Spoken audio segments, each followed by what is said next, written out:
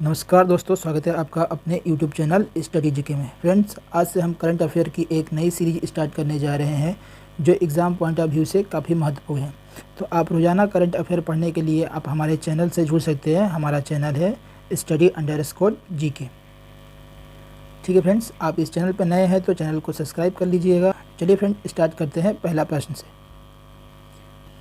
पहला प्रश्न है, भारत की पहली automobile in plant railway siding project का उद्घाटन किस राज्य में किया गया है। ठीक है, तो आपके 4 ऑप्शन हैं। इसमें पहला ऑप्शन है हिमाचल प्रदेश, दूसरा हरियाणा, तीसरा गुजरात और चौथा तमिलनाडु है। तो इसका राइट आंसर हो जाएगा फ्रेंड्स गुजरात। ठीक है, गुजरात राइट आंसर है। प्रधानमंत्री नरेंद्र मोदी ने गुजरात के हंसपुर में, कहाँ पे, तो गुजरात के हंसपुर में मारुति सुजुकी इंडियन के प्लांट में भारत की पहली automobile in plant railway siding परियोजना का उद्घाटन किया। यह रेलवे साइडिंग प्रोजेक्ट मारुति और गुजरात के रेल इंफ्रास्ट्रक्चर डेवलपमेंट के बीच एक सहयोगिता है। तो गुजरात की राजधानी क्या है फ्रेंड, तो ये गांधीनगर होगी। और गुजरात की स्थापना कब हुई थी, तो 1 मई 1960 को हुआ था। गुजरात के मुख्यमंत्री कौन है अभी, तो भूपेंद्र पटेल। और यहाँ के राज्यपाल कौन है, तो आचार्य देवव्रत। ठीक है फ्रेंड्स, चलिए नेक्स्ट देखते हैं। दूसरा प्रश्न है हमारा, किस केंद्रीय मंत्री ने जैन औद्योगिक केंद्र के लिए क्रेडिट सहायक कार्यक्रम लॉन्च किया है। ठीक है, तो ऑप्शन ए है डॉक्टर मनसुख मांडविया, स्मृति ईरानी, अनुराग ठाकुर और गिरिराज सिंह। तो इसका राइट आंसर हो जाएगा फ्रेंड्स डॉक्टर मनसुख मांडविया। चलिए इसके बारे में देखते हैं, ये हमारा राइट आंसर है। केंद्रीय रसायन एवं उर्वरक तथा स्वास्थ्य एवं परिवहन कल्याण मंत्री डॉक्टर मनसुख मांडविया ने जन औषधि केंद्र के लिए एक ऋण सहायक कार्यक्रम का उद्घाटन किया है। इसके तहत भारतीय लघु उद्योग विकास बैंक और pharmaceuticals and medical devices bureau of India के बीच एक समझौता हुआ है। साथ ही इन्होंने इससे जुड़ी वेबसाइट को भी लॉन्च किया है। ठीक है फ्रेंड्स, अगला प्रश्न है 3 नंबर, क्या कह रहा है हमारा, SBI ने अपने ट्रांजैक्शन बैंकिंग प्लेटफॉर्म के लिए किसके साथ समझौता किया है। गूगल के साथ, रोजर पे के साथ, ओरियन प्रो और मेटा के साथ। तो इसका फ्रेंड राइट आंसर हो जाएगा आपका ओरियन प्रो के साथ। ठीक है, ओरियन प्रो के साथ, ओरियन प्रो। भारतीय स्टेट बैंक SBI ने कैश मैनेजमेंट और transaction banking platform I cash pro plus के लाइसेंस और ऑपरेशन के लिए ओरियन प्रो सॉल्यूशन के साथ समझौता किया है। लगभग 1000 करोड़ रुपए की इस डील में लाइसेंस और 6 वर्ष तक का रखरखाव शामिल है। ओरियन प्रो का I cash pro plus advance cloud तकनीक और माइक्रो सेवाओं पर आधारित है। ठीक है, नेक्स्ट प्रश्न है, सिपरी की रिपोर्ट के अनुसार 2019 से 23 के बीच दुनिया का शीर्ष हथियार आयात कौन सा देश बना है। चीन, पाकिस्तान, भारत और ईरान। तो इसका राइट आंसर हो जाएगा फ्रेंड्स भारत। चलिए क्या कह रहा है, भारत है। तो Stockholm International Peace Research Institute ने लेटेस्ट डेटा के अनुसार 19 से 23 के बीच भारत दुनिया का शीर्ष हथियार आयातक देश बना है। साल 2019 और 23 के बीच भारत ने कुल वैश्विक हथियार आयात का 9.8% आयात किया है। भारत के बीच सऊदी अरब, कतर, यूक्रेन, पाकिस्तान, जापान, मिस्र, ऑस्ट्रेलिया, दक्षिण कोरिया और चीन है। सिपरी में स्थित एक अंतर्राष्ट्रीय संस्थान है। इसकी स्थापना कब हुई, तो 1916 में हुई थी। नेक्स्ट प्रश्न है, प्रधानमंत्री नरेंद्र मोदी ने पहले कमर्शियल सेमीकंडक्टर फैब्रिकेशन सर्विस का आधारशिला कहाँ रखी है। तो आपके ऑप्शन है पंजाब, राजस्थान, उत्तर प्रदेश और गुजरात। इसका राइट आंसर हो जाएगा फ्रेंड्स गुजरात।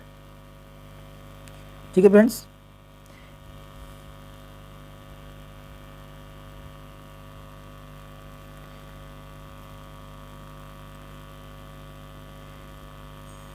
PM मोदी ने धुलेरा राजस्थान में Tata power chief semiconductor manufacturing crop के चीफ फैब्रिकेशन यूनिट की आधारशिला रखी है। यह भारत की पहली कमर्शियल सेमीकंडक्टर फैब्रिकेशन सर्विस होगी। इसमें 1.5 लाख करोड़ रुपए से अधिक के 3 प्रोजेक्ट शामिल हैं। धौलेरा यूनिट की क्षमता 50,000 वेफर स्टॉक प्रति माह होगी। चलिए नेक्स्ट प्रश्न देखते हैं। हाल ही में क्षेत्रीय एयरलाइन सेवा फ्लाइट 91 का उद्घाटन किसने किया है? ऑप्शन है आपके अमित शाह, एस जयशंकर, राजनाथ सिंह और ज्योतिरादित्य सिंधिया। तो इसका राइट आंसर हो जाएगा ज्योतिरादित्य सिंधिया। ठीक है फ्रेंड्स, देखिए इसमें क्या कहा है कि नागरिक नगर विमान व इस्पात मंत्री आदित्य एम सिंधिया ने एक क्षेत्रीय एयरलाइन सेवा फ्लाइट 91 का उद्घाटन किया है। तो फ्लाइट 91 क्या है? तो एक क्षेत्रीय एयरलाइन सेवा है। ठीक है, सिंधिया ने एक क्षेत्रीय एयरलाइन सेवा फ्लाइट 91 का उद्घाटन किया है। गोवा ने मनोहर अंतर्राष्ट्रीय हवाई अड्डे तथा लक्षद्वीप के अगती द्वीप समूह के बीच पहली उड़ान की हरी झंडी दिखाई। कहाँ से कहाँ पहले बार चढ़ा है? तो ये गोवा के मनोहर अंतर्राष्ट्रीय हवाई अड्डे तथा लक्षद्वीप के अगती द्वीप के बीच जो है पहली उड़ान भरी है। ठीक है, एयरलाइंस फ्लाइट 91 18 मार्च को वाणिज्यिक सेवाएं शुरू करेगी। फ्लाइट 91 गोवा से संचालित एयरलाइन है। इसके एमडी और सीईओ कौन है? तो मनोज चाको है। इसके एमडी और सीईओ कौन है? मनोज चाको। आपसे पूछ सकता है कि फ्लाइट 91 के एमडी और सीईओ कौन है? तो एमडी कौन है? तो आपको याद रखना है मनोज चाको। ठीक है फ्रेंड्स, चलिए अगला प्रश्न देखते हैं। अंतर्राष्ट्रीय योग दिवस प्रत्येक वर्ष कब मनाया जाता है? ठीक है फ्रेंड्स, तो ये ऑप्शन है आपके 22 मई, 22 जून, 21 जून और 21 मई। तो इसका राइट आंसर हो जाएगा आपका 21 जून। ठीक है फ्रेंड्स, 21 जून को अंतर्राष्ट्रीय योग दिवस मनाया जाता है। तो इस साल अंतर्राष्ट्रीय योग दिवस की थीम क्या है? तो देखिए, अंतर्राष्ट्रीय योग दिवस 2024 के उपलक्ष्य में विज्ञान भवन में योग महोत्सव 2024, आज से अभी 100 दिन पहले एडवांस में ही योग महोत्सव की शुरुआत की गई है। ठीक है, तो कार्यक्रम का आयोजन किया गया, उसके उपलक्ष्य में एक कार्यक्रम आयोजन किया गया। यह कार्यक्रम इस वर्ष के अंतर्राष्ट्रीय योग दिवस की थीम महिला सशक्तिकरण, क्या थीम है? तो महिला सशक्तिकरण के लिए योग के साथ मनाया गया। इस साल योग दिवस के 10 वर्ष पूरे हो गए। ठीक है फ्रेंड्स, अगला देखते हैं। श्रीमती द्रौपदी मुर्मू को किस विश्वविद्यालय द्वारा मदर डॉक्टर की उपाधि दी गई है? ठीक है, मॉरिशस, अमेरिका, फ्रांस और इंग्लैंड। राइट आंसर होगा मॉरिशस। ठीक है,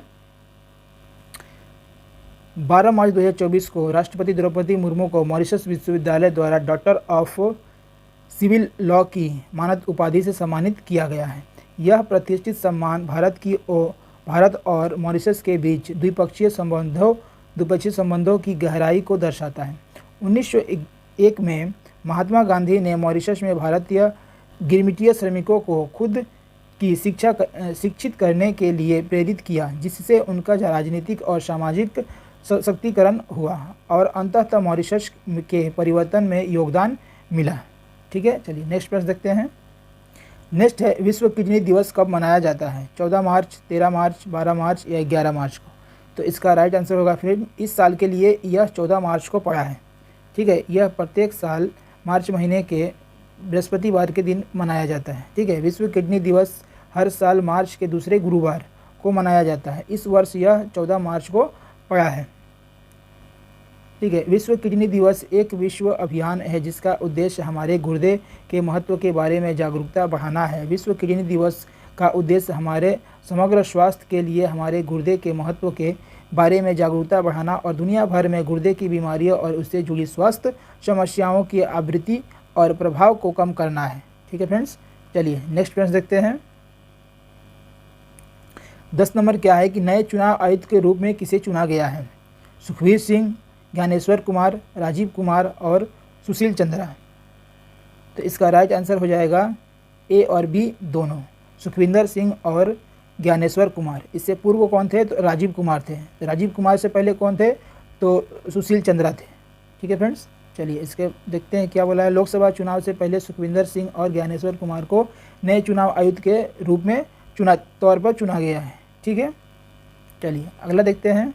अगला क्या कह रहा है कि हाल ही में चर्चा में रही महतारी वंदन योजना किस राज्य द्वारा शुरू की गई है? महतारी मतलब फ्रेंड्स क्या होता है? मदर को बोलते हैं। ठीक है, महतारी वंदन योजना किस राज्य द्वारा शुरू की गई है?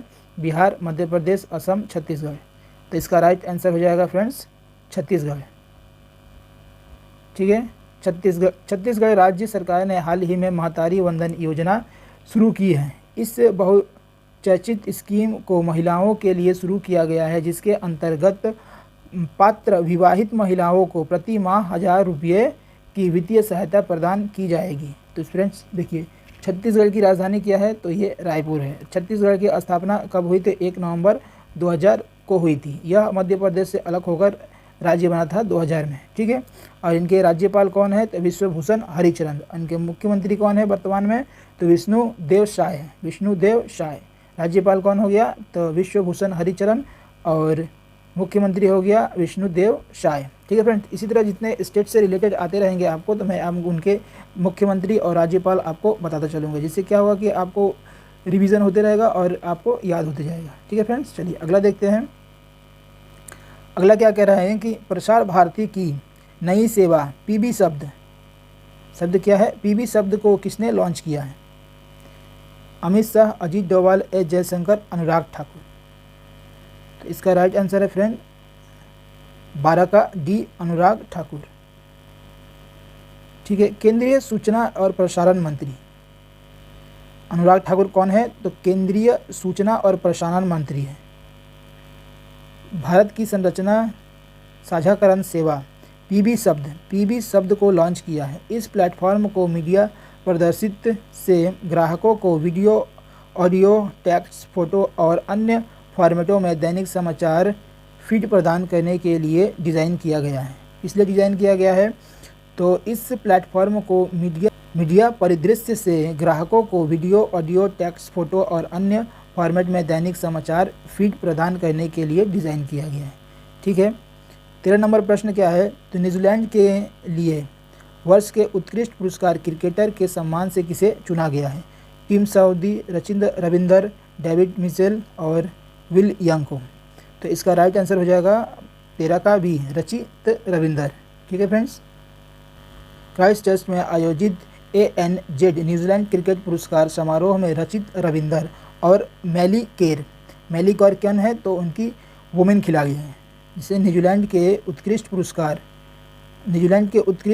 पुरुष में किसे मिला है? रचित रविंदर को। और महिला क्रिकेटर में किसे मिला है? तो मेली केर को मिला है, के रूप में सम्मानित किया गया है। रचित को उत्कृष्ट पुरुष क्रिकेटर चुने जाने के बाद सर रिचर्ड हेडली पदक से सम्मानित किया गया। यह अवार्ड पाने वाले सबसे कम उम्र के खिलाड़ी बन गए हैं। रचित रविंदर ये अवार्ड पाने वाले सबसे कम उम्र के न्यूजीलैंड के खिलाड़ी बन गए हैं। ठीक है फ्रेंड्स, देखिए 14 नंबर क्या है? हाल ही में 10 नई वंदे भारत ट्रेनों के संचालन के साथ अब पूरे भारत में कितने वंदे भारत ट्रेनों चल रही है? 80, 90, 99 या 102। तो इसका राइट आंसर हो जाएगा फ्रेंड्स 102। कुल वंदे भारत की संख्या कितनी हो गई है? 102।